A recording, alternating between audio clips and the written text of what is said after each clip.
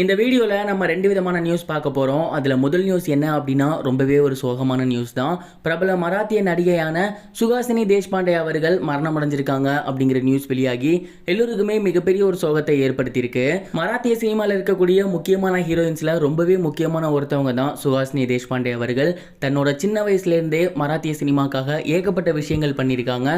குறிப்பா சொல்லணும் அப்படின்னா கிட்டத்தட்ட 12 வயசுல இருந்தே சினிமா துறையில இருந்து வந்துட்டு இருக்காங்க. 1981ஆம் ஆண்டு மஞ்ச குங்குமம் அப்படிங்கிற படத்தின் மூலமா மராத்தி சினிமாக்குள்ள நுழைஞ்சிருந்தாங்க. அண்ட் அதை தொடர்ந்து அவங்க ஏகப்பட்ட சூப்பர் ஹிட் ஃபிலிம்ஸ் பண்ணியிருக்காங்க.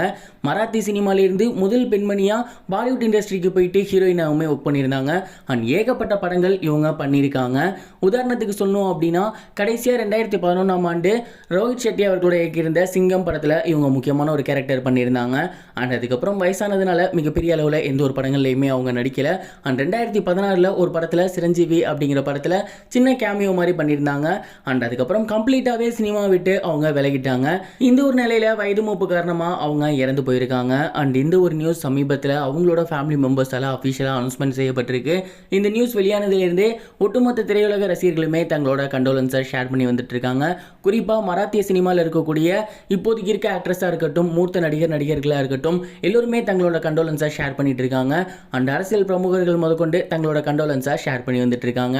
கண்டிப்பா மராத்திய சினிமால சுஹாசினி அவர்களோட பேர் என்னைக்குமே நிலைச்சிருக்கும் அப்படிங்கிறதுல எந்த ஒரு சந்தேகமும் கிடையாது. இது ஒரு புறம் இருக்க, இன்னொரு புறம் சோசியல் மீடியால ரொம்ப ட்ரெண்டிங்கா போய்கிட்டு இருக்க ஒரு விஷயம் அப்படின்னா ஆக்டர் விசித்ரா அவர்கள் ரீசெண்டா ஒரு சில விஷயங்கள் மலையாள சினிமால நடக்கிறது பத்தியும் ஒட்டுமொத்த இந்திய சினிமால நடக்கிறது பத்தியும் பேசியிருந்தது தான். சமீபத்தில் மலையாள சினிமா இண்டஸ்ட்ரியில மிகப்பெரிய ஒரு பிரச்சனை போய்கிட்டு இருக்கு அப்படிங்கிறது நமக்கு நல்லாவே தெரியும். அங்க இருக்கக்கூடிய நடிகைகளுக்கு பாலியல் ரீதியா ஒரு சில துன்புறுத்தல்கள் நடக்குது அப்படிங்கிற மாதிரி ஹேமா அப்படிங்கிறவங்க ரிவீல் பண்ணியிருந்தாங்க. அதை தொடர்ந்து ஏகப்பட்ட நடிகைகள் அதற்கு வாய்ஸ் அவுட் பண்ண ஆரம்பிச்சிருக்காங்க.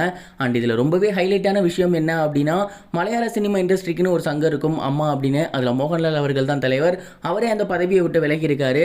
அந்த அளவுக்கு அப்போ என்ன நடந்திருக்கும், யாரெல்லாம் மாட்டியிருப்பாங்க அப்படிங்கிற மிகப்பெரிய ஒரு கேள்வி எழுந்துகிட்டு இருக்கு.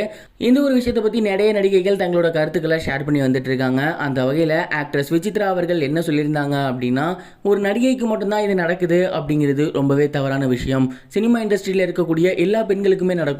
மேக்கப் உமன் இருப்பாங்க, அவங்களுக்கு நடக்கும். ஜூனியர் ஆர்டிஸ்ட்டுக்கு நடக்கும். அண்ட் அசிஸ்டன்ட் உமன் யாராவது இருந்தாங்கன்னா அவங்களுக்கு நடக்கும். எல்லா பெண்களுக்குமே இந்த ஒரு விஷயம் அப்படிங்கிறது காமன் தான். சினிமான்னு மட்டும் கிடையாது, வெளியில் இருக்க பெண்களுக்குமே இந்த இஷ்யூஸ்லாம் இருக்குது. அண்ட் நிறைய பேர் சினிமாவுக்கு ஃபேஷன் அப்படின்னு வருவாங்க, அவங்களுக்கு இந்த தொல்லைலாம் வந்துட்டு தான் இருக்குது. இதிலிருந்து பெண்களை பாதுகாக்கிறது நம்மளோட கடமை அப்படிங்கிற மாதிரி ரொம்பவே எமோஷ்னலாக பேசியிருந்தாங்க. விசித்ரா அவர்கள் சொல்கிறது 100க்கு 100 உண்மை. எல்லாத்துக்குமே தான் இது நடக்குது. நீங்கள் எந்த ஒரு விஷயத்தை பற்றி என்ன நினைக்கிறீங்க, கமெண்ட் பாக்ஸில் ஷேர் பண்ணுங்கள். இது வரைக்கும் கனெக்டிங் டிவிக்கு சப்ஸ்கிரைப் பண்ணனா மறக்காம சப்ஸ்கிரைப் பண்ணிக்கங்க. உடனடி அப்டேட்ஸ் பெறுவதற்கு நோட்டிஃபிகேஷன் பெல்லையும் கிளிக் பண்ணிக்கங்க.